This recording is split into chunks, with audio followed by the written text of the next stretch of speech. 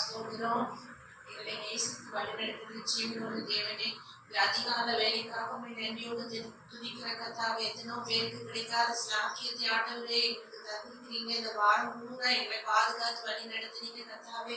அதற்காக உங்களுக்கு கொடாகுடி ஸ்தோத்திரம் செலுத்துகிற கர்த்தாவே. அப்பா, அவங்களோட பிறப்பின் பண்டிகையை நாங்கள் ஆசரிக்க போறோம். எங்களை ஆசீர்வதித்து பலப்படுத்துங்க ஏசப்பா. இந்த நேரத்துலப்பா, இந்த பாடல் வேலைகளையும் ஆண்டவரை துதியின் வேலைகளிலும் பிரசங்கத்தின் வேலையிலும் ஆண்டவரே நீங்க எங்களோடு கூட இருந்து ஆண்டவரை வழி நடத்துங்கப்பா.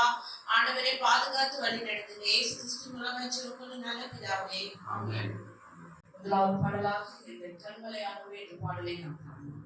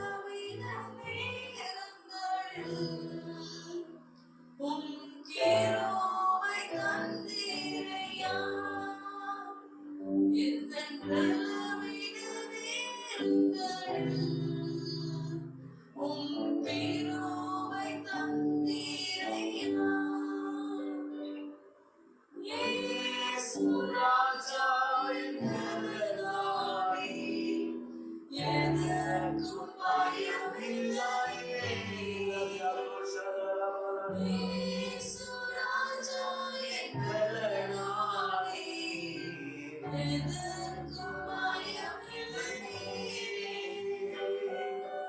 ஆராதனை உமக்கே,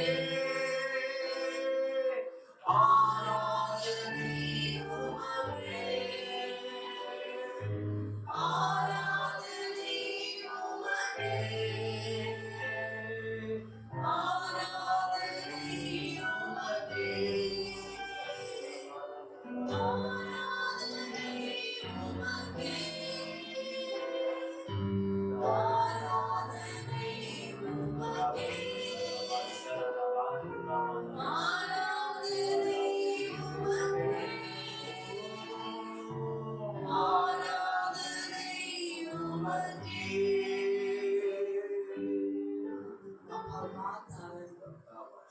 அப்பா பார்த்தாலும் அவர் நம்ம எவ்வளவாய் பாதுகாத்தார். எத்தனையோ காரியங்கள் நம்மளை சுற்றி கேள்விப்பட்டிருக்கோம். இந்த ஆண்டோட ஆரம்பத்தை பார்த்தோம்னு இந்த நாள்ல இல்லை. ஆனாலும் தேவன் நம்மளுக்கு நல்ல சுகத்தையும் பலத்தையும் ஆரோக்கியத்தையும் தந்து இந்த பூமியிலே இந்த ஜீவனுள்ள ஒரு தேசத்திலே நம்ம நிற்க செய்த தேவனுக்கு நிற்க செய்த நம்ம அப்பாவை பார்த்து நம்ம ஆராதிப்போமா? அப்பாவை பார்த்து நம்ம ஆராதிப்போமா? எத்தனையோ பலவீனங்கள், எத்தனையோ சோர்வுகள், அந்த நேரத்துல தான் அவருடைய கிருபை நம்மளை தாங்கினதே. அப்படிப்பட்ட அப்பாவை பார்த்து நம்ம ஆராதிப்போம். அப்படிப்பட்ட அப்பாவை பார்த்து நம்ம ஆராதிப்போம். இன்னொரு முறை கூட சொல்லுவோமா? ஆராதனை உமக்கே, ஆராதனை உமக்கே, ஆராதனை உமக்கே, ஆராதனை உமக்கே, ஆராதனை உமக்கே, ஆராதனை உமக்கே, ஆராதனை உமக்கே, ஆராதனை உமக்கே. அப்பாவுக்கே எல்லா துதியும் கனம் மகிமையும் ஒருவருக்கே. அடுத்த பாடலாக என்றும் ஆனந்தம் என் இயேசு தருகிறார். துதிப்பேன் துதிப்பேன் துதித்துக் கொண்டே இருப்பேன். நமக்கு ஆனந்தம் அவர் தருகிற ஆனந்தம் தற்செயலா ஒரு கொஞ்ச நேரத்துக்கு கிடைக்கிறது இல்லை. அப்பா நம்ம கொடுக்குற ஆனந்தம் எப்படி இருக்கும்? அது நித்தியமா இருக்கும். நம்ம ஏதோ ஒரு அது கொஞ்ச நேரத்துக்கு எனக்கு இருந்தா போதும் அப்படின்னு நம்ம நினைக்கிறதா இருக்கும். ஆனா அப்பா நமக்கு கொடுக்கறது எப்படி இருக்கும்னா, நம்ம அந்த காரியத்தை பார்க்கும் போதெல்லாம் அதை குறிச்ச ஒரு சந்தோஷம் நமக்குள்ள இருக்கும். அப்பா அப்படிப்பட்ட ஆனந்தத்தை நமக்கு தருகிறவர்.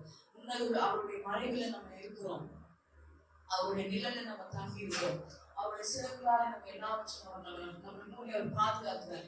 அப்படிப்பட்ட தேவனை நாம் ஆராதிப்போம். என்றும் ஆனந்தம் என் இயேசு தருகிறார் என்ற பாடலை நாம் பார்க்கிறோம்.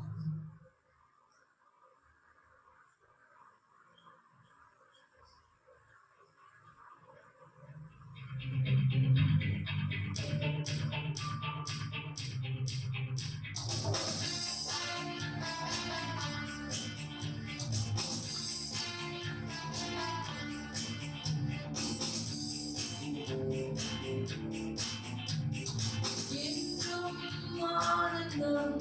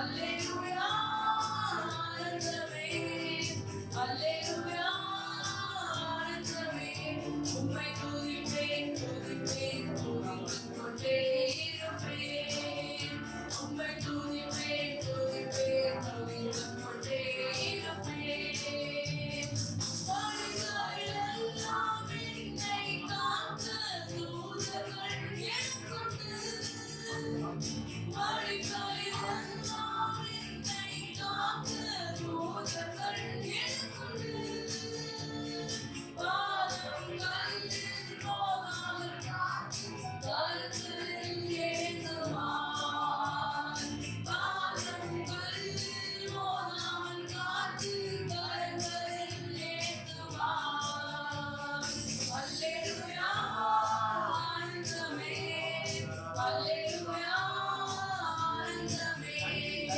அல்லேலூயா ஆனந்தமே அல்லேலூயா ஆனந்தமே உம்மை துதிப்பேன் துதிப்பேன் துதித்துக் கொண்டே இருப்பேன் உம்மை துதிப்பேன் துதிப்பேன் துதித்துக் கொண்டே இருப்பேன் சிங்கத்தின் மேலும் பாம்பின் மேலும் நடந்தே செல்லுவேன் சிங்கத்தின் மேலும் பாம்பின் மேலும் நடந்தே செல்லுவேன் சாத்தானின் சகல வழிகளை வெல்ல அதிகாரம் எனக்குண்டு சாத்தானின் சகல வழிகளை வெல்ல அதிகாரம் எனக்குண்டு அல்லேலூயா ஆனந்தமே அல்லேலூயா ஆனந்தமே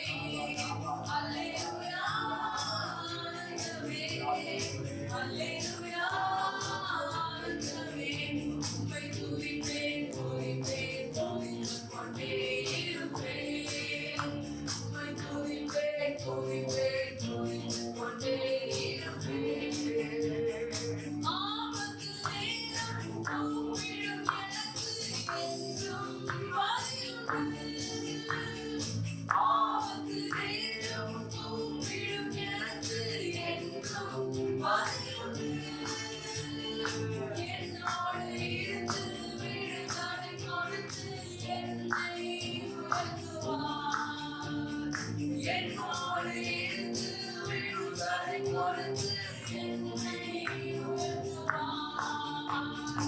அல்லேலூயா ஆனந்தமே அல்லேலூயா ஆனந்தமே அல்லேலூயா ஆனந்தமே அல்லேலூயா ஆனந்தமே உம்மை துதிப்பேன் துதிப்பேன் துதித்துக் கொண்டே இருப்பேன் உம்மை துதிப்பேன் துதிப்பேன் துதித்துக் கொண்டே இருப்பேன் உம்மை துதிப்பேன் துதிப்பேன் துதித்துக் கொண்டே இருப்பேன் உம்மை துதிப்பேன் துதிப்பேன் துதித்துக் கொண்டே இருப்பேன் இரவின் பயங்கர பகலில் அம்பு எனக்கும் பயமில்லை இரவின் பயங்கர பகலில் அம்பு எனக்கும் பயமில்லை உன்னத தேவன் எனக்கு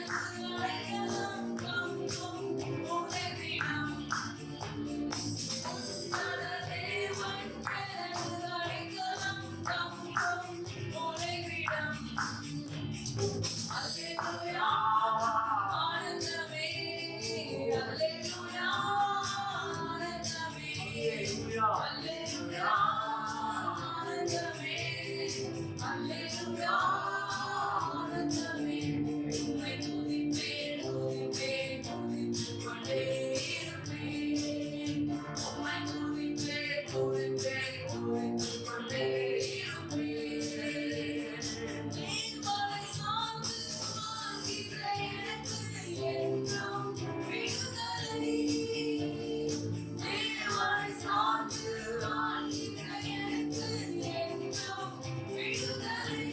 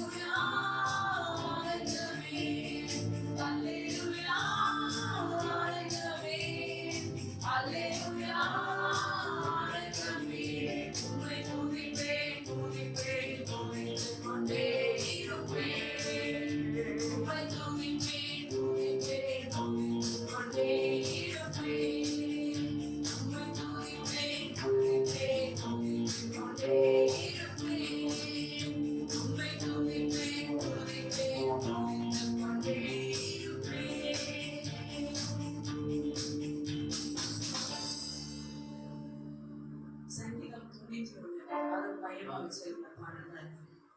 உண்மையாவே எல்லாமே நமக்கு அவர்தான். சங்கீதம் 91 நம்ம வாசிக்கும் போது எல்லாமே நம்ம பாதுகாப்புக்குரிய வசனம், பாதுகாப்புக்கான காரியங்கள் எல்லாமே அந்த 91 மனப்பாடமா இருந்தாலே போதும். 91 மனப்பாடமா இருந்தாலே நமக்கு உன்னதனுடைய மறைவில் நம்ம தங்கி இருக்கிறோம். அவருடைய நிழலுக்குள்ளாக நம்ம இருக்கிற நமது பக்கத்தில் 1000 பேரும் நமது வலது புறத்தில் 10,000 பேர் இருந்தால் அது நம்மை அணுகாது. வாதையின் கூடாரத்தை அணுகாது. இந்த காரியங்கள் எல்லாம் நம்ம அதை பார்க்க முடியும். அப்பா அதனால நமக்கு சொல்றது இந்த வாரம் முழுவதும் அவர் நம்மை பாதுகாத்து, இந்த வாரம் முழுவதும் நம்மளை சுத்தி நான் தான் ஏற்கனவே சொல்றது போல நிறைய காரியங்கள் நம்மளை சுத்தி நம்ம நடந்துட்டு நம்ம பார்த்துக்கணும். ஆனா அவருடைய கிருபை நம்மளை தாங்கினதை நம்ம கண்ணால நம்ம பார்த்துக்கணும். வெள்ளம் தந்து அவருடைய கிருபை, நம்மளை பாதுகாத்தது அவருடைய கிருபை, நம்ம கூட இருந்தது அவருடைய கிருபை, நம்முடைய தேவையின் மத்தியில் நம்மளை தூக்கி எடுத்தது அவருடைய கிருபை, எல்லாமே அப்பாவோட கிருபை. அப்படிப்பட்ட தேவன் மனதார ஆராதிக்கும். நம்முடைய வழிகள் எல்லாம் நம்மை பாதுகாத்திருக்காரு. நம்முடைய போக்கில் வரதுக்கு நம்ம கூட இருந்திருக்காரு. நம்முடைய நிறைய பிரச்சனைகளை நம்ம மேற்கொள்றதுக்கு அப்பா உதவி செஞ்சிருக்காரு. நம்ம சோர்ந்து போய் நம்ம உட்காராதபடிக்கு அந்த பிரச்சனையில இருந்து எப்படி மீண்டு வரணும்ன்ற வழியை அப்பா நமக்கு காமிச்சு கொடுத்திருக்காரு. நம்மளை தூக்கி எடுத்திருக்காரு. அப்பா நன்றி சொல்லுவோம். நன்றி தகப்பனே, எங்களை எல்லாவற்றிலும் எங்களை நீங்க தூக்கி எடுத்தீங்களே, எங்களை பாதுகாத்தீங்களே, எங்க ப்ராப்ளம்ஸ் நாங்க எப்படி ஃபேஸ் பண்ணணும்ன்றதை நீங்க எங்களுக்கு சொல்லி கொடுத்தீங்களே, உங்களுக்கு நன்றிப்பா. நன்றி தகப்பனே, நன்றி தகப்பனே, நன்றிப்பா, நன்றி தகப்பனே. சிங்கத்தின் மேலும் பாம்பின் மேலும் நடந்தே செல்லுவே, சிங்கத்தின் மேலும் பாம்பின் மேலும் நடந்தே செல்லுவே, சாத்தானின் சகல வலிமை வெல்ல அதிகாரம் எனக்குண்டு, சாத்தானின் சகல வலிமை வெல்ல அதிகாரம் எனக்குண்டு. அல்லேலூயா ஆனந்தமே, அல்லேலூயா ஆனந்தமே, அல்லேலூயா ஆனந்தமே, அல்லேலூயா ஆனந்தமே. உம்மை துதிப்பேன், துதிப்பேன், துதித்துக் கொண்டே இருப்பேன். உம்மை துதிப்பேன், துதிப்பேன், துதித்துக் கொண்டே இருப்பேன். வழிகளில் எல்லாம் என்னை காக்க தூதர்கள் எனக்குண்டு, வழிகளில் எல்லாம் என்னை காக்க தூதர்கள் எனக்குண்டு. பாதம் கல்லில் மோதாமல் காத்து கரங்களில் ஏந்துவார். பாதம் கல்லில் மோதாமல் காத்து கரங்களில் ஏந்துவார். அல்லேலூயா ஆனந்தமே, அல்லேலூயா ஆனந்தமே, அல்லேலூயா ஆனந்தமே, அல்லேலூயா ஆனந்தமே. உம்மை துதிப்பேன், துதிப்பேன், துதித்துக் கொண்டே இருப்பேன். உம்மை துதிப்பேன், துதிப்பேன், துதித்துக் கொண்டே இருப்பேன். உம்மை துதிப்பேன், துதிப்பேன், துதித்துக் கொண்டே இருப்பேன். உம்மை துதிப்பேன், துதிப்பேன், துதித்துக் கொண்டே இருப்பேன். நம்ம எல்லாரும் அப்படியே எழுந்திருந்தாலும் ஆண்டவரை வணங்கணும். ஒரு ஆராதனை நாயகன் அவர். ஆராதனை நாயகன் ஆராதனை வேதம் நீர் என்ற பாடலை நாம் படிப்போம். நாம் எல்லோரும் எழுந்து நின்று அப்பாவை பார்த்து கரங்களை உயர்த்தி அப்பா ஆராதிக்கும் பார்த்து நாம் வந்திருக்கிறோம். நன்றி செலுத்த நாம் வந்திருக்கிறோம். மனதார நன்றி செலுத்த நாம் வந்திருக்கிறோம். உங்களுடைய ஆயுள் முடிகிற வரைக்கும் நன்றி சொல்லிக்கிட்டே இருப்பது, நீ செய்த எல்லா நன்மைகளும் இணைத்து நாம் நன்றி சொல்லிக்கொண்டே இருப்போம். உங்களுடைய நாட்கள் முடிகிற வரைக்கும் நாங்கள் சொல்லிக்கிட்டே இருக்கோம். உங்களுடைய ஆயுள் முடிகிற வரைக்கும் உங்க நன்றியை மட்டுமே நாங்கள் செலுத்துகிறோம். நன்றி தகப்பனே, நன்றி தகப்பனே, நன்றி தகப்பனே, நன்றி தகப்பனே. அப்பாவுக்கு நன்றி செலுத்துகிறோம். வாயை விரிவாய்க்கிற அப்பொழுது அதை நான் நன்மையினால் நிரப்புவேன் என்று சொல்லி அப்படி வார்த்தை சொல்லி இருக்கிறதே. அப்பா நாங்கள் வாயை விரிவாய் திறந்து அப்பா நாங்கள் நன்றி செலுத்துகிறோம், நன்றி செலுத்துகிறோம், நன்றி செலுத்துகிறோம், நன்றி செலுத்துகிறோம், நன்றி செலுத்துகிறோம் தகப்பனே. நன்றிப்பா, நன்றி நன்றி நன்றி நன்றி தகப்பனே. நன்றி செலுத்துகிறோம், நன்றி செலுத்துகிறோம். நீ செய்த நன்மையெல்லாம் நினைத்து நாங்கள் நன்றி செலுத்துகிறோம். பாதத்திலே நாங்கள் வந்திருக்கிறோம் அப்பா. எங்கள் சுயங்கள் சாம்பலாகட்டும், எங்கள் மனுஷ சிந்தைகள் சாம்பலாகட்டும். நீர் எங்களை ஆட்கொண்டு எங்களை வழிநடத்த வேண்டுமாய் நாங்கள் ஜெபிக்கிறோம் அப்பா. உம்மிடத்திலே எங்களை நாங்கள் முழுவதுமாய் நாங்கள் அர்ப்பணிக்கிறோம் தகப்பனே. அப்பா நீர் எங்களை எடுத்து பயன்படுத்துங்க, நீர் எங்களுக்குள்ளே கிரியை செய்யுங்க அப்பா. உமக்கு நன்றி செலுத்துகிறோம், நன்றி செலுத்துகிறோம், நன்றி செலுத்துகிறோம், நன்றி செலுத்துகிறோம், நன்றி செலுத்துகிறோம்.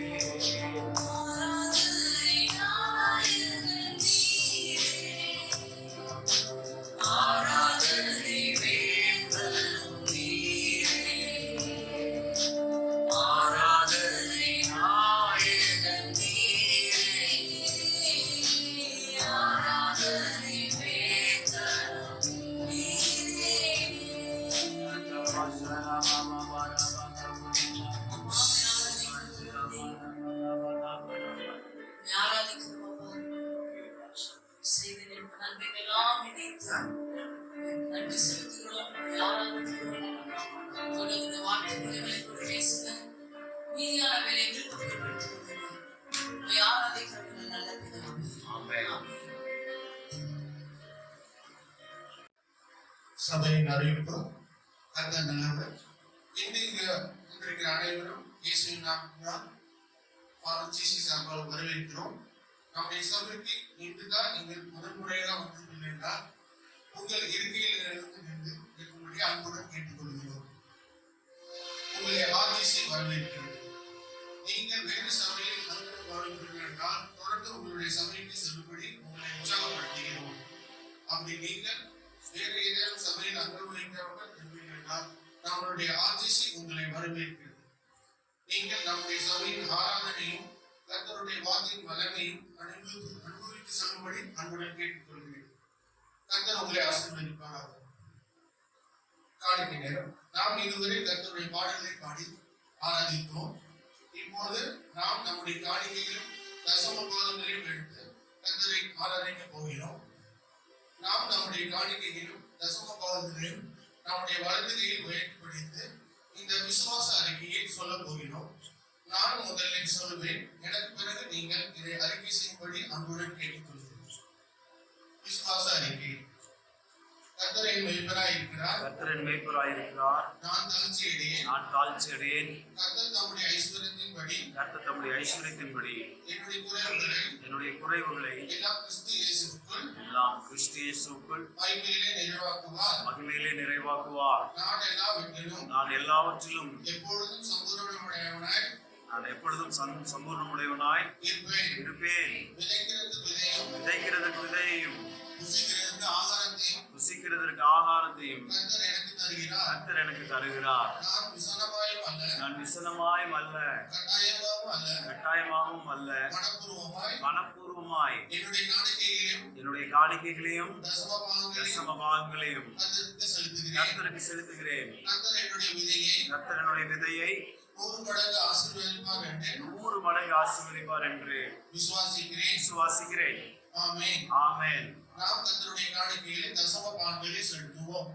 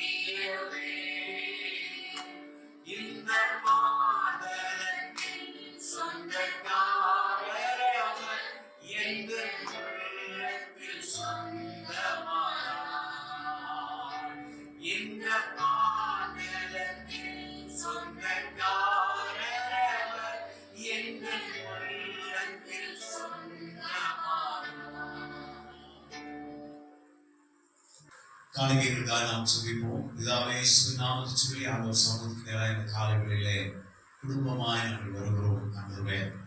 ஆண்டவரே ஸ்தோத்திரம். விசனமாயும் அல்ல, கட்டாயமாகவும் அல்ல, மனப்பூர்வமாய் ஆண்டவரே நாங்கள் உண்மை எங்களுடைய காணிக்கைகளினாலே ஆராதித்தோம். உண்மை நாங்கள் கனப்படுத்தினோம். ஆண்டவரே ஒவ்வொரு காணிக்கைகளையும் ஆண்டவரே ஸ்தோத்திரம் கர்த்தர் 30, 60, 100 நீர் ஆசீர்வதித்து ஆண்டவரே அவர்களை பெருகச் செய்கிறாக. பொருளாதாரங்களிலே பெருக்கம் உண்டாகட்டும் எங்கள் சபையிலே நாங்கள் சொல்லுகிறோம். கர்த்தாவே உமக்கு ஸ்தோத்திரம் ஆண்டவரே. ஒவ்வொரு வீட்டின் அப்பம், தண்ணீர், மாபிசைக தொட்டி, எண்ணெய் வருமானங்களை கர்த்தர் ஆண்டவரை ஆசீர்வதித்து வீட்டின் தாழ்பால்களை நீங்க பலப்படுத்தும்படியா எங்களை ஜெபிக்கிறோம். கர்த்தர் தொடர்ந்து நடத்துவீராக. ஆண்டவரே எங்களோடு நீர் பேசுவீராக என்று நாங்கள் சொல்லுகிறோம். சகல துதி கன மகிமைக்கு செலுத்துகிறோம். இயேசுவின் நாமத்தில் ஜெபிக்கிறோம் எங்கள் நல்ல பிதாவே. ஆமென், ஆமென், ஆமென். அல்லேலூயா. ஒரு சில அறிவிப்புகள் இருக்கிறது. வருகிற கிறிஸ்துமஸ் ஆராதனையானது எப்போதும் போல காலை 7 மணிக்கு ஆரம்பித்து 9 மணிக்கு முடிவடையும். அந்த ஆராதனையிலே நம்முடைய சபை சார்ந்த சிறுவர்களுடைய நடனம், வாலிபர்களுடைய நாடகம், மைம், டான்ஸ் போன்ற காரியங்கள் எல்லாம் நடைபெறும். எனவே எல்லாரும் தவறாமல் கலந்து கொள்ளுங்கள். எப்போதும் போல காலை 7 மணி முதல் 9 மணி வரை நடைபெறும். அதோடு கூட ஒரு காலையில் ஒரு சிற்றுண்டியும் வழங்கப்படும் என்று நாங்கள் தீர்மானித்திருக்கிறோம். ஆமென். Price God. அடுத்ததாக புது வருட ஆராதனையானது இரவு 11 மணிக்கு 31ஆம் தேதி இரவு 11 மணிக்கு ஆரம்பித்து 1 மணி அளவில் முடிவடையும். 1 மணி நேரம் பழைய ஆராதனை கர்த்தர் நம்மை நடத்தி வந்த பாதைகளை நினைத்து அவருக்கு நன்றி சொல்லுவோம். 12லிருந்து 1 வரை புது வருட வாக்குத்தத்தத்தையும் கர்த்தர் இனி நமக்கு தரப்போகிற ஆசீர்வாதங்களை குறித்த ஒரு விசுவாச அறிக்கைகளை ஏறெடுத்து நாம் புது வருடத்திற்குள்ளே நாம் பிரவேசிக்க போகிறோம். இதைதான் நாம் முடிவு செய்திருக்கிறோம். வேறு ஏதேனும் மாற்றங்கள் இருக்கும் என்றால் நான் உங்களுக்கு தெரியப்படுத்துவோம். கர்த்தர் உங்களை ஆசீர்வதிப்பாராக. இந்த நாள் ஒரு விசேஷமான நாள் என்று நான் சொல்லுவேன். சபைகளிலே ஒரு சிறப்பு செய்தியாளர், சிறப்பு விருந்தினர் இதுவரைக்கும் யாரும் வந்ததில்லை. ஆனால் இன்றைக்கு முதல் முறையாக நம்முடைய மத்தியிலே விசேஷமான தேவனுடைய மனுஷன் வந்திருக்கிறார். அவர் என்னுடைய நல்ல நண்பர் ரெவரண்ட் வில்லியம்ஸ் கே. அவங்க பெட்ரா ஃபெய்த் அசம்பிளி என்கின்ற சபையிலே அவங்க போதகராக இருக்கிறாங்க. நீண்ட அனுபவம் உள்ள தேவ மனுஷன், தேவ ஊழியக்காரர். அவர் இங்கு வந்திருப்பதிலே நமக்கு எல்லாருக்கும் மிகுந்த சந்தோஷம். Praise God. நாம் தாமதம் இல்லாமல் கர்த்தருடைய வார்த்தைக்கு செல்ல போகிறோம். I welcome Reverend Williams K to come and give the message. நம்ம எல்லாரும் கரங்களை தட்டி அவர் வரவேற்போம். தேவ மனுஷனை வரவேற்போம். கர்த்தரை ஆசீர்வதிப்பார். ஆமென். அல்லேலூயா. அந்த நல்ல நாளுக்காக தேவனை ஸ்தோத்திரிக்கிறேன். இங்கே இருக்கிற எல்லாருக்கும் விசேஷமாக இந்த நேரத்தில் ஒருத்தர் ஜான் பாஸ்டருக்காக நான் தேவனை ஸ்தோத்திரிக்கிறேன். இந்த நாட்டில் என்ன நினைத்தார். சரி, இன்றைக்கு சில வாசகங்களை நாம் எடுத்து வாசிக்கலாம். பைபிள் மத்திய சுவிசேஷம் அது சாப்டர் 6 நீங்கள் அந்த வசனம் 25 யாராச்சும் வாசிக்கலாம்.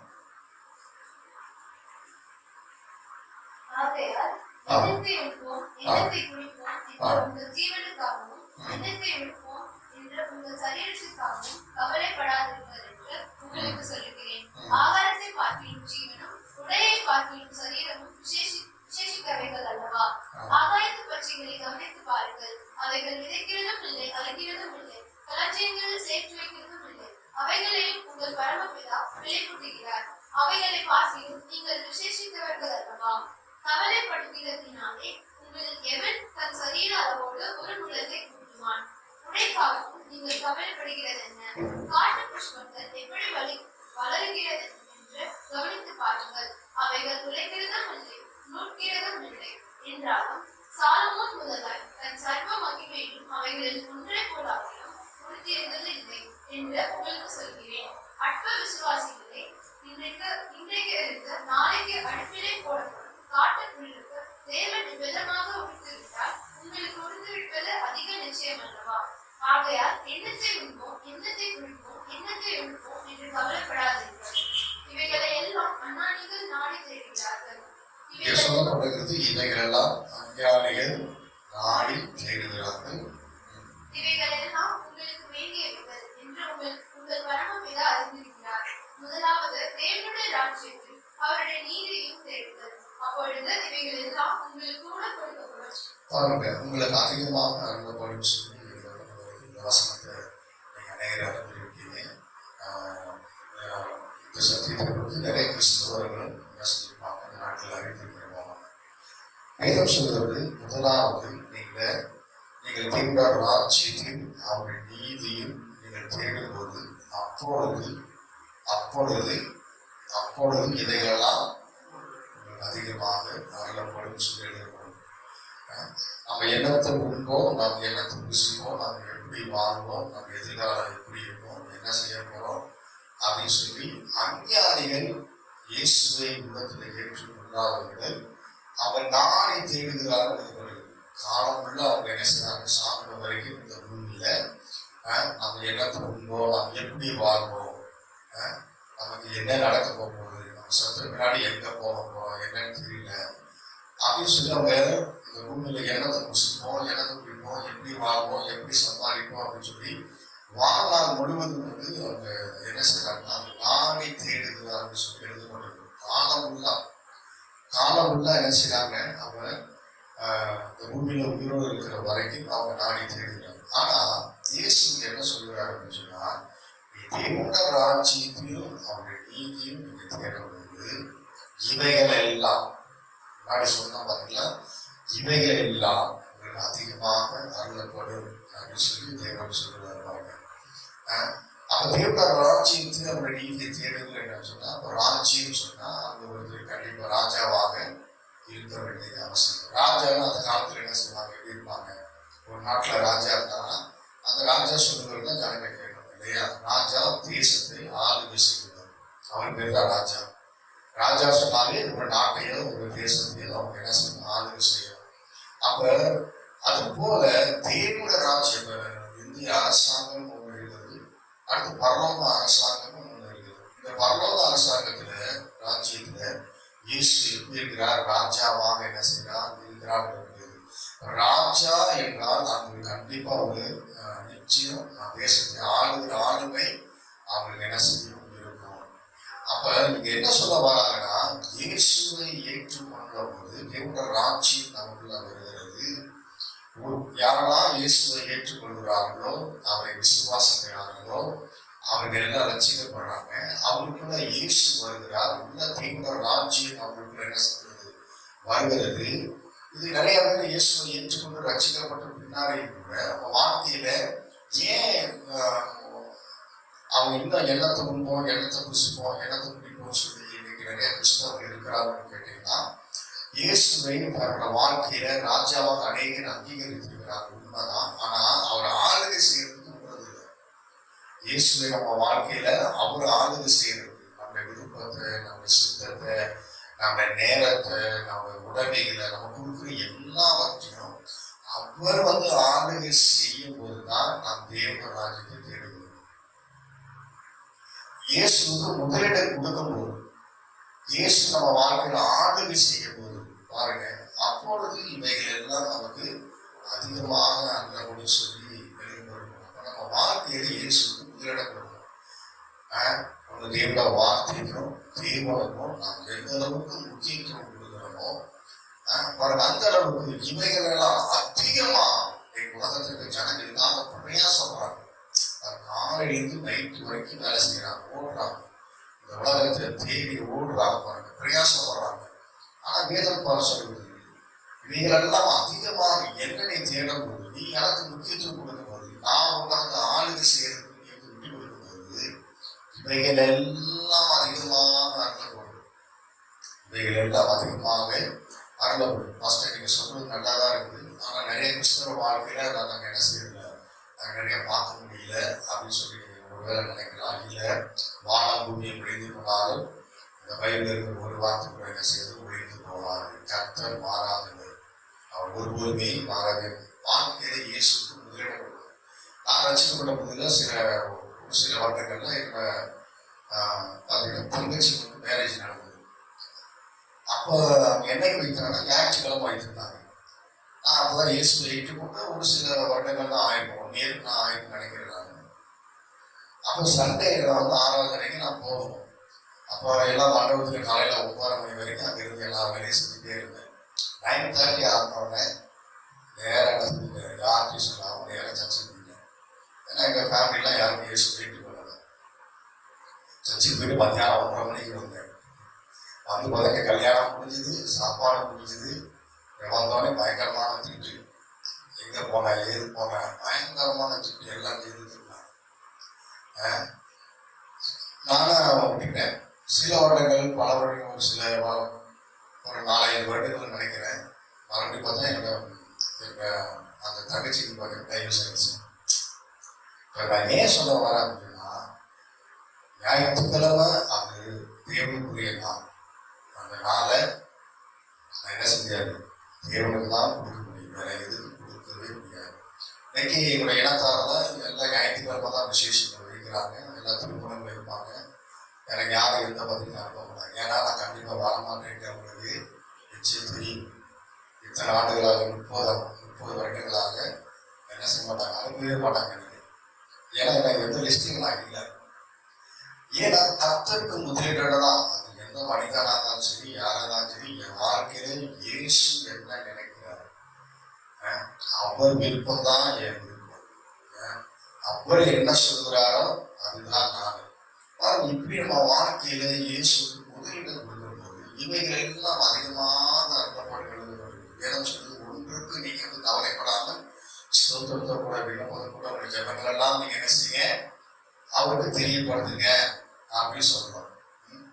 அப்ப பாருங்க, நம்ம தேவன் மேல முழுமையா நம்ம விசுவாசம் வைக்கும் போது நான் பாருங்க தேவைகள் எல்லாம் எளிதாக சந்திக்கப்படுகிறது.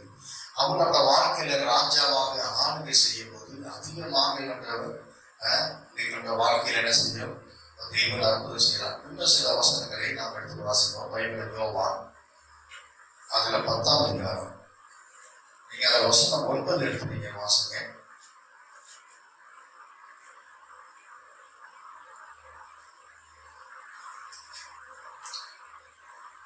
நானே வாசல், என் வழியால் ஒருவன் பிரவேசித்தால் அவன் ரட்சிக்கப்படுவான். அவன் உள்ளும் புறமும் சென்று மேய்ச்சலை கண்டடைவான். பாருங்க, உள்ளும் புறமும் சென்று மேய்ச்சலை கண்டடைவான்.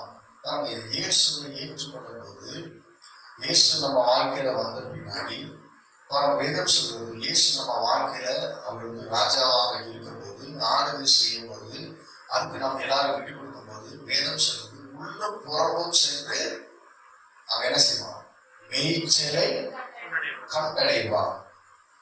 எங்க வீட்டுல நிறைய மாடு வளர்த்துருந்தாங்க. அப்ப பாத்தீங்கன்னா அந்த மாட்டுக்குடியில நிறைய புல்லு கட்டுவாங்க. அப்படி ஒவ்வொரு மாட்டுக்கும் ஜஸ்ட் ஒரு புல்லு கொஞ்சம் எடுத்து போடுவாங்க. அப்புறம் பார்த்தீங்கன்னா வைக்கல் போடுவாங்க. அந்த மாடு என்ன செய்யும்னா, காலையில் கட்டிடுச்சுன்னா ராத்திரி வரைக்கும் அந்த மாடு என்ன செய்யணும், அங்கேயே கட்டிடணும். நாங்கள் கொடுக்குற கொஞ்சம் புல்லை சாப்பிடுவோம், அந்த வைக்கலை சாப்பிடுவோம், அவ்வளோதான். பாருங்க, அந்த மாடு அப்படியே கட்டப்பட்டு அப்புறம் மறுபடியும் குட்டியை போட்டு அந்த குட்டியை அதே போல என்ன செஞ்சிருக்காங்க, அதே இடத்துல கட்டப்பட்டு அவங்க கொடுக்குற புல்லை தூக்கிட்டு அப்படிதான் இருக்கு. அது ஒரு நாளுமே மேய்ச்சி நிலத்தை பார்த்ததே கிடையாது. இந்த லவ் பேர்ட்ஸ் எல்லாம் பார்த்துருப்பீங்க. அது பார்த்தீங்கன்னா அதிலே முட்டை போட்டு அதிலே வளர்ந்து அப்புறம் மறுபடியும் அதிலே முட்டை போட்டு அதிலே வளர்ந்துடும். ஒரு நாள் கூட அந்த லவ் பேர்ட்ஸ் வானத்தில் என்ன செஞ்சதில்ல, அது பறந்ததே கிடையாது.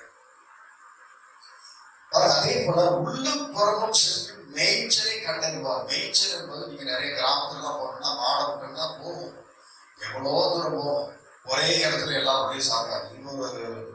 இன்னொரு லேசா கடிக்கும், அங்கிட்ட போய் இன்னும் கொஞ்சம் லேசா கடிக்கும், அப்படி கடிச்சிட்டே போகும். ஆனா நம்ம வீட்டுல வளர்க்குற மாடு அப்படி கிடையாது, போட்ட எல்லாத்தையும் திருப்பிடும். அது நல்லா இருக்கும், நல்லா இருக்கும். பாருங்க, மேய்ச்சலை கட்டிடுவாங்க. உலகத்தில் இருக்கிற ஜனங்க இப்படிதான் இருக்கிறாங்க. ஒரு சின்ன வட்டத்துக்குள்ள நம்ம எண்ணத்தை உண்போம், எண்ணத்தை குசிப்போம், இப்படி வாழ போறோம். இதுவே நினைச்சு காணணும்னா ஒரு சின்ன சக்கரத்துக்குள்ளேயே அவங்க வாழ்க்கை முடிஞ்சிருக்கு. அவங்களுக்கு என்ன அப்படின்னு சொல்லி அந்த பூமியில நான் காசு சேர்க்கணும், நம்ம என்ன செய்யணும், நம்ம சாப்பிடணும், நம்ம தேவையை சந்திக்கப்படணும். இதை தவிர அவங்களுக்கு வேற எந்த விதமான எண்ணங்களோ நோக்கங்களோ வாஞ்சிகளோ விருப்பங்களோ நீங்க என்ன செய்யற உலகத்தில் ஜனங்கள். ஆனா ரட்சிக்கப்பட்ட நாம வந்து அப்படி சொல்லுங்க, ஆண்ட சொல்றாரு, அவர்கள் உள்ளும் புறம்பும் சேர்ந்து மேய்ச்சலை கண்டடைவான். மேய்ச்சலை கண்டடைவான்.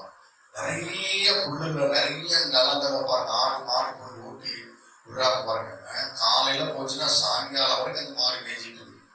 அவ்வளோ பெரிய இடம், அவ்வளோ புல் இருக்குது. அது நினைச்ச இடத்தெல்லாம் போய் சாப்பிட்டு பாருங்க. அந்த மாதிரி ஒரு வாழ்க்கையை கருத்து நமக்கு என்ன செஞ்சுட்டாரா, இந்த நாட்டில் வைத்திருக்கிறார்.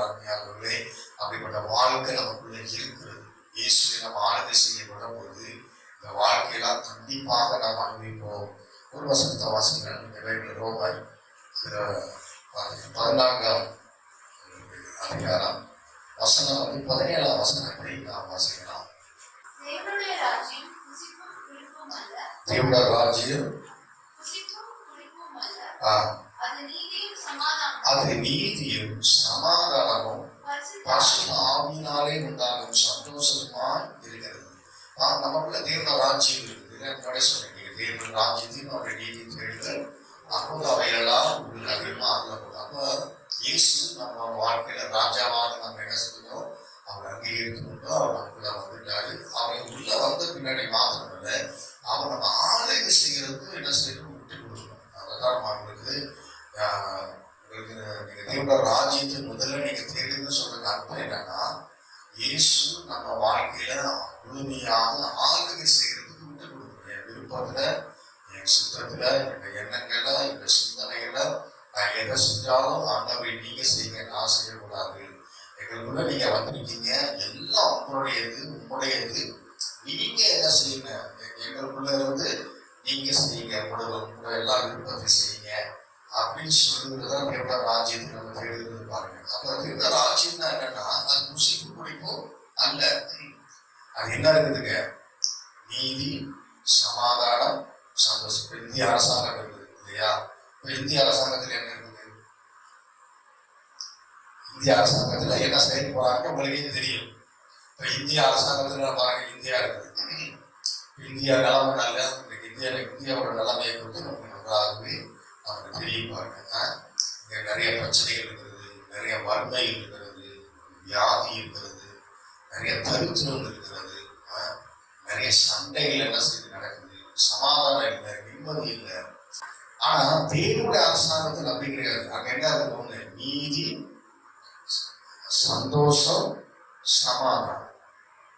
இது மூன்று சேர்ந்துதான் பரலோக ராஜ்யத்திலே நம்ம பார்க்கணும். இதுதான் என்ன செய்தாங்க, ஒன்று நீதி, அடுத்து சமாதானம், அடுத்து சந்தோஷம். வேற எதுவுமே இல்லை. எந்த நேரம் நீங்க சந்தோஷமா இருக்கீங்கன்னு சொல்லி எப்படி இருக்கும், எந்த நேரத்தில் நீங்க சமாதானமா இருந்தீங்கன்னா எப்படி இருக்கும், கொஞ்சம் யோசிச்சு பாருங்க. நம்முடைய ஆத்மா இல்லைன்னா நம்ம மனது பாருங்க, அதுக்கு எந்த அளவுக்கு சந்தோஷமா இருக்குதோ அதுதான் நம்ம மனதுக்கு ஒரு பலன். நீங்க நம்ம மனதுக்கு பலன் எது தெரியுமா, நீங்க உங்க மனது கவலையே படாம, எந்த வருத்தம் படாம, பயப்படாம, நம்பிக்கையோட நீங்க சமாதானமா நம்ம என்ன செய்யணும், இந்த ரூம்ல இருக்கிறதுக்காக தான் கர்த்தர் நம்மளை உருவாக்கி இருக்கிறார். அப்படிப்பட்ட மனதை தான் கர்த்தர் நமக்குள்ள வைத்திருக்கிறார். அப்ப நம்ம மனதுக்கு சமாதானம், சந்தோஷம் ரொம்ப ரொம்ப ரொம்ப ரொம்ப ரொம்ப முக்கியம், ரொம்ப ரொம்ப ரொம்ப முக்கியம். சமாதானம் இல்லாம, சந்தோஷம் இல்லாம நம்ம மனது இருந்துச்சு அப்படின்னு சொன்னா நம்ம மனது பாதிக்கப்படும். எனக்கு கர்த்தர் அப்படிதான் உருவாக்கி இருக்கிறாரு, தேவன் அப்படிதான் என்ன செய்றாரு, நம்மளை உருவாக்கி இருக்கிறாரு. அதனால நம்ம மனதில் சமாதான, சந்தோஷம், தேவநீதி எப்போதும் என்ன செய்ய இருக்க வேண்டியது, அது ரொம்ப ரொம்ப அவசியமாக என்ன செய்து இருக்கிறது அருமையானவர்களே.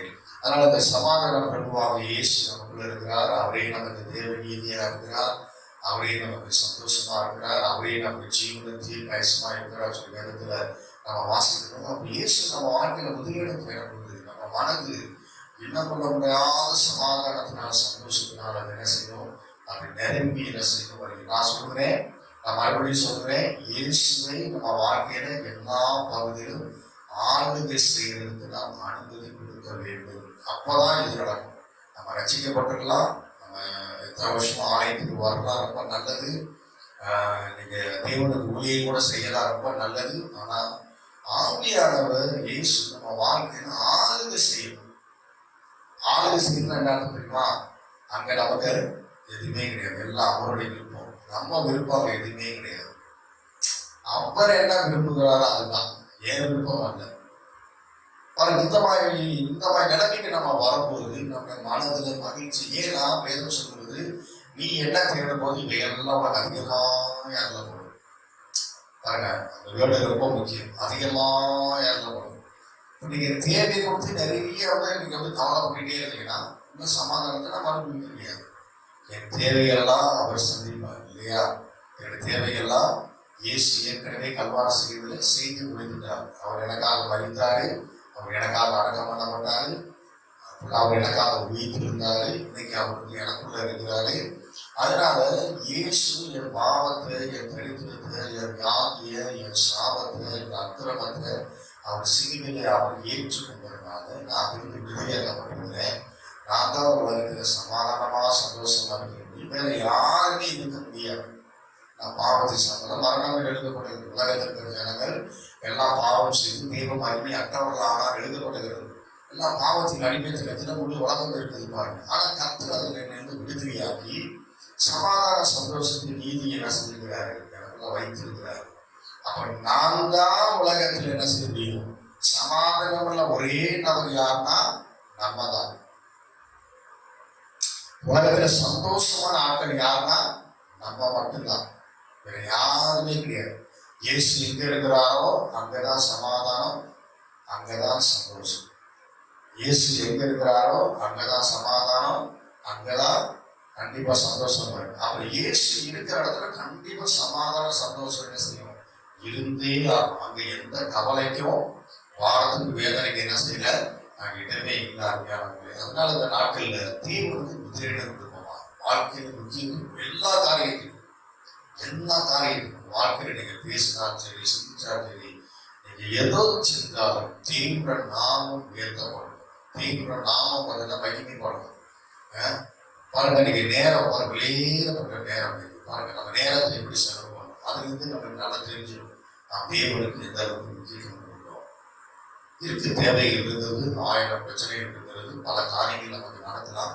இது மத்தியில நேரத்தை நாம் எப்படி செலவு பண்ணுறோம், நம்முடைய சிந்தனைகளை நாம் எப்படி சிந்திக்கிறோம் பாருங்க. இதில் கொஞ்சம் பார்த்தீங்க அப்படின்னு தெரிஞ்சாலே நாம அஞ்ஞானிகளை கூட நாமளும் என்ன செய்ய இருக்க வேண்டிய அவசியம் இல்லை.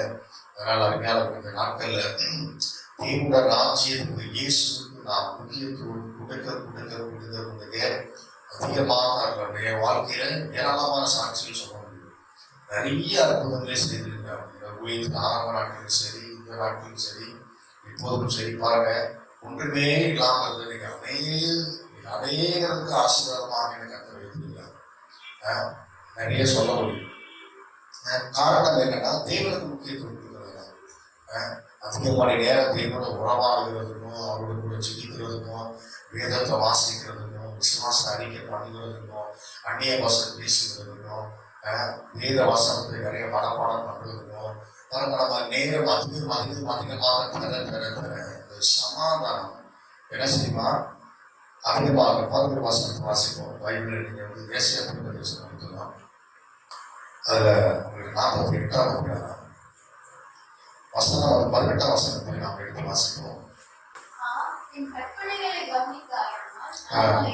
நலமா இருக்கும் பாருங்க.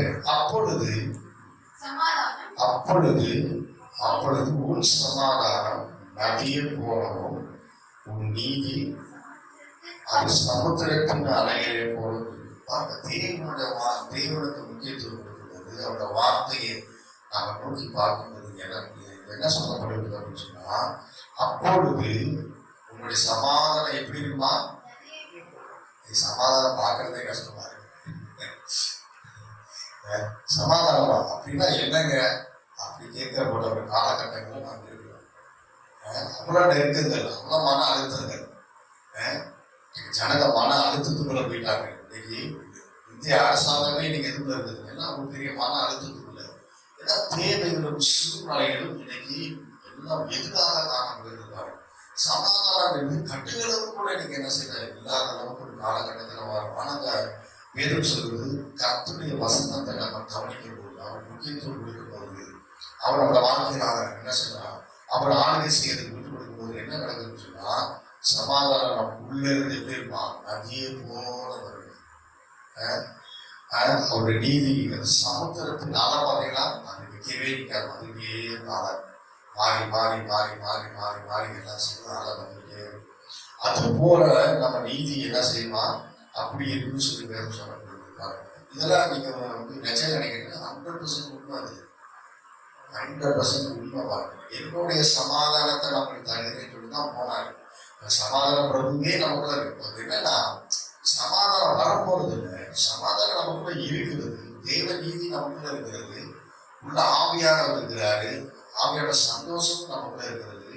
எல்லாமே இன்னைக்கு இருந்தும் இன்னைக்கு நிறைய கிறிஸ்தவர்கள் அனுபவிக்க முடியாம இருக்கிறாங்க.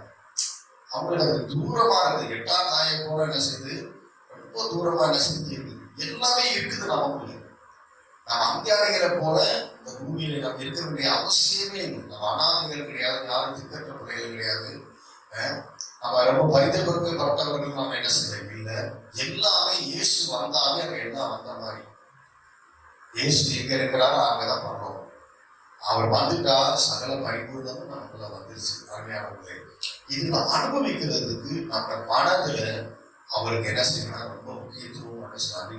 அவரை அதிகமா சிந்திக்கணும், அவரை அதிகமா நோக்கிப்பார், நம்ம அவரோட அதிகமா உறவாடணும், அவரை பத்தியே பேசணும், அவரை ரொம்ப ரசிக்கணும். காலையில் எழுதிச்சா சாயங்காலம் வந்தா நம்ம முன்னாடி நம்ம கவலை பிரச்சனை இதுவே வைக்காதபடிக்கு அவரையே பார்க்கணும். அதுதான் தாவீது சொல்லுகிறாரு, கர்த்தரை முன்பாக எப்போதும் வைத்து என்ன செய்ய நான் நோக்கி பார்க்கிறேன். அவர் சொல்றாரு பாருங்க, தாவீது உங்களுக்கு தெரியும், அவன் தேசத்து ராஜா. அவனுக்கு அநேக மனைவிகள் இருக்காங்க, ஃபேமிலியும் நிறைய பிரச்சனை இருக்குது, தேசத்துல வெளியும் அவனுக்கு நிறைய பிரச்சனை இருக்குது. அவன் பிள்ளைகளே அவன் விரோதமா சத்துருக்களாக என்ன செய்யறாங்க இருக்கிறாங்க, அநேக எதிரிகளே செய்யறாங்க. பாருங்க, தாவீதுக்கு நிறைய பிரச்சனை இருக்கு, ஏராளமான பிரச்சனை இருக்கு. ஆனாலும் அவன் என்ன சொல்றாரு, கர்த்தரை எனக்கு முன்பாக வைத்து அவரை நான் என்ன செய்றேன், நான் அவரை தான் நோக்கி பார்ப்பேன். கர்த்தரை எனக்கு பாருங்க. இன்னைக்கு ஜஸ்ட் நம்ம ஃபேமிலிக்கு இன்னைக்கு அவருக்கு வந்து ஏறத்தாழ 8-9 மனைவிக்கு மேல இருக்காங்க. இது போக இன்னும் நிறைய இருக்குதுங்க. இப்போ இவ்வளவு பெரிய குடும்பத்தையும் தேசத்தையும் அவன் வந்து நடத்துன்னு சொன்னா நிறைய பொறுப்பு இருக்குது அவனுக்கு. ஏராளமான பொறுப்புகள் பாருங்க இருக்குது. ஒரு தேசத்து ராஜானா சும்மா இல்லை. நான் இது தீர்வு பாருங்க அவன் சொல்றேன், கர்த்தரை எனக்கு எப்போதுமே எனக்கு இன்னைக்கே என்ன ஆச்சரியமா இருக்கு. எப்படி இது நமக்கு தேசத்துல நம்மளாம் ராஜா இல்லை, ஒரு நாளத்துல நம்ம கண்டிப்பா இந்த பூமியில நிச்சயம் ராஜாவாக நம்ம என்ன செய்ய போறோம், நம்ம இயேசுவோடு சேர்ந்து ஆளுகை செய்ய போறோம். ஆனா இன்னைக்கு இருக்கு நமக்கு இருக்க ஒரு சின்ன பிரச்சனையிலே நமக்கு நேரம் பார்க்க மாட்டேங்குது. எப்படி தாவீதுக்கு இவ்வளவு நேரம் பார்த்துச்சு, ஆச்சரியமா இருக்குது. அதனால அருமையானவர்களே, நம்ம பைபிள்லாம் நீங்க எடுத்து பார்த்தீங்கன்னா தேவனுக்காக, தேவன் மேல ரொம்ப பக்தி வைராக்கமாக, தேவனுக்காக இந்த பூமியில யாரெல்லாம் எழுப்பினாலும் கர்த்தர் நம்ம ஆசீர்வதித்து உயர்த்தினதை நன்றாக நம்ம என்ன செய்ய பார்க்கிறோம். அதனால உங்களோட மனதுல இயேசுக்கு முக்கியத்துவம் கொடுங்க.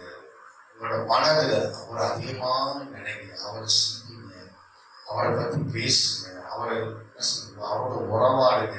பாருங்க, இதெல்லாம் செய்யும் போது ஆண்டு சொல்றாரு, இவைகள் எல்லாம் அதிகமாக உங்களுக்கு நம்மளை தேடி வரும் எழுதப்பட்டது. நம்ம என்ன செய்யும், தேடி வரும். நம்ம ஓடி ஓடி ஓடி பிரயாசப்பட வேண்டிய அவசியம் இல்லை. கர்த்தர் அவர் நம்மளை தேடி கொண்டு வந்து என்ன செய்யறாரு, அவர் தேவைகளை சந்திக்கிறார். அவர் தேவைகளை என்ன செய்யறாரு, சந்திக்கிறார். ஒன்னே ஒண்ணு செய்யறோம், நம்ம சும்மா இருக்கிறதா நம்மளால முடியாது இல்லை. எதவாச்சும் ஒண்ணு செஞ்சு எப்படியாச்சும் பண்ணி மேல வரணும்னு நினைக்கிறோம். ஆனா சும்மா இருக்கிறதும் முடியாது. கண்டிப்பா நம்ம செய்யற வேலையை செஞ்சுட்டு மீதி நேரத்தை தைரியமா உங்களோட மனதுல எந்த பதனாம நீங்க தேவனோட கூட உட்கார்ந்து தேவனுக்கு நேரத்தை நீங்க செலவிடும் போது அதிகமாக கர்த்தர் உங்களுக்கு செய்வார், அதிகமாக கர்த்தர் உங்களுக்கு செய்வார். என் வாழ்க்கையில நான் ஊருக்கு வரும்போது எனக்கு 5 ரூபா தான் இருந்தது. கிட்டத்தட்ட 98 வரும்போது பாம்பு பிளாஸ்டிக் நடக்குது. பாம்பு பிளாஸ்டிக் முடிஞ்சு ஜஸ்ட் 1 வாரம் கழிச்சு தான் நான் ஊருக்கு வரேன். நான் வந்து வெளியேற்ற நாங்கள் என்ன செஞ்சேன் ஆரம்பித்தோம். 6ஆம் நாட்கள் ரொம்ப பார்த்தீங்கன்னா எனக்கு என்ன செஞ்சுங்க, ரொம்ப கடுமையாக தான் இருந்தது. ஆனால் இன்னைக்கு பார்த்தீங்கன்னா கர்த்தர் எவ்வளவோ ஆசீர்வதிக்கிறார். எங்கேயோ கொண்டு போயிட்டேன், நினைச்சே பார்க்கலாம் இப்படிலாம் நம்ம இருப்போமா அப்படின்னு சொல்லி நினைச்சு கூட பார்க்க முடியாது. அந்த அளவுக்கு பாருங்க கர்த்தர் எங்கேயோ கொடுத்துருந்தாரு. காரணம் என்னன்னா, நான் எங்கேயுமே போறதில்லை. முழு நேரமும் நான் என்ன செய்யறேன் அப்படின்னா, நான் வீட்டில் உட்காந்து வேதத்தை வாசிக்கிறதுக்கும் தியானிக்கிறதுக்கும் மீதி நேரத்தை ஒழித்து போடுறது தான் போல செய்யறது. வேற அதிகமாக நான் எங்கேயும் வெளியே போறது கிடையாது, வேற எங்கேயும் போறது இல்லை. கர்த்தருக்கு நம்ம என்ன செய்யணும், நம்ம வாழ்க்கையில அவர் ஆளுகை செய்யறதுக்கு நாம் எந்த அளவுக்கு விட்டு கொடுக்குறோமோ அந்த அளவுக்கு ஏற்ற நேரத்தில் கர்த்தர் எல்லாவற்றையும் என்ன செய்வாரு, சரியாக செய்வார். நேர்த்தியாக செய்வார். நீங்க பின்னாடி திரும்பி பார்க்கும்போது எப்படி இதெல்லாம் வந்துச்சு, இந்த மாதிரிலாம் எப்படி நடந்துச்சு சொல்லி நம்ம ஆச்சரியப்படத்தக்கதாக கர்த்தர் என்ன செய்வார்.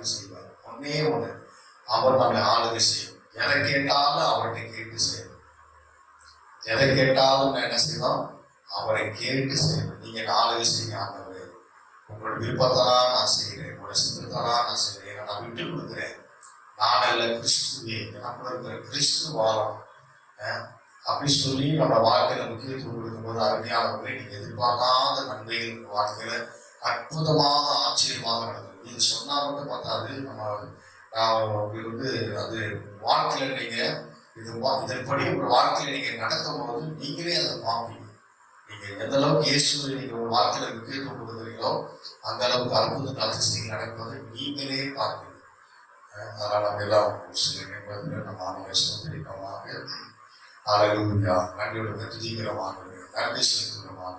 ஹல்லேலூயா, நல்ல தகப்பனே, நன்றியோட துதிக்கிறோம். முதலில் ராஜ்யத்தை நீதி தேடுங்க. அப்பொழுது இவைகளெல்லாம் அதிகமாய் அகலப்படும் எழுதப்படுகிறது. இவைகளெல்லாம் அதிகமாய் அகலப்படும் எழுதப்படுகிறது. கர்த்தாவே ஸ்தோத்திரிக்கிறோமாக. நன்றி உருவாகியும் கர்த்தாவே ஸ்தோத்திரிக்கிறோமானவரே. நன்றி எங்க வாழ்க்கையில உண்மைக்குதான் முதலிடமானவர்களே, எதுவும் இல்லை. பணத்துக்கோ உலகத்துக்கோ எதிர்காலத்துக்கோ பிள்ளைகளுக்கோ மனைவிகளுக்கோ இல்லை. நீங்கதான் மகதான் முதலிடமானவரே. மகதான் முதலிடம். வாழ முடியாது, பூமி முடியாது, எல்லாம் முடியாது. எல்லாவற்றாலும் நிரப்புகிறது. ஆண்டவரை சகல பரிபூர்ண ஆசீர்வாதத்தினால் எங்களை ஆசீர்வதித்திருக்கீங்க. ஆண்டவரை பரிபூர்ணமான எங்களுக்குள்ள வாசம் பண்ணுகிறார். எல்லாவற்றாலும் நிரப்புகிறவர் எங்களுக்குள்ள இருக்கிறார். ஆண்டவரே மதிக்கிறவங்க, நீங்க தான் எங்களை எஜமானு, நீங்க தான் எங்க ராஜா, நீங்க தான் எங்க தேவனுடைய நீதி. ஆண்டவரே நீங்க தான் எங்க தேவன், நீங்க தான் எங்களுடைய அடைக்கலம். ஆண்டவரே ஸ்தோத்திரிக்கிறோம். நீங்க தான் எங்களுடைய கேட்டதமா நீங்க இருக்கிறீங்க. ஆண்டவரே அதுக்காக நாங்கள் நன்றி செலுத்துகிறோம். நன்றியோடு துதிக்கிறோம். வாழ்க்கையில மக்களாக முக்கியத்துவம் கொடுக்க நாங்கள் ஒரு நாள் வைக்கப்பட்டு போக மாட்டோம். ஆண்டவரே அஞ்ஞானிகள் போல நாங்கள் அதிலிருந்து ஆண்டவரை அலைய வேண்டிய அவசியம் இல்லை, புலம்ப வேண்டிய அவசியம் இல்லை. இனத்தை முன்போம், இனத்தை புசிப்போம் என்று ஆண்டவரை நாங்கள் புலம்ப வேண்டிய அவசியம் இல்லை. ஆண்டவரே நாங்கள் இருக்கிற இடத்திலிருந்து ஆண்டவரே உங்களோட கூட உறவாடி ஒரு நேரத்துக்கு நாங்கள் முக்கியத்துவம் கொடுக்கும் போது ஆண்டவரே அதிகமாக நீர் எங்களுக்கு ஆண்டவரே, நீர் எல்லாவற்றையும் செய்கிற தேவனா இருக்கிறீங்க. ஆண்டவரே சத்தத்தை எல்லா தேவர்களையும் ஆசிரியங்க. வேற ஒரு வேலை சோர்ந்து போயிருக்கலாம். ஆண்டவரே இக்கட்டான நேரத்தில் அவர் இருக்கலாம். அப்பா கர்த்தரோட இடப்படுங்கள், பேசுங்க ஆவியானவரே, அவரோட இடப்படுங்க ஆண்டவரே, உணர்த்துங்க ஆவியானவரே.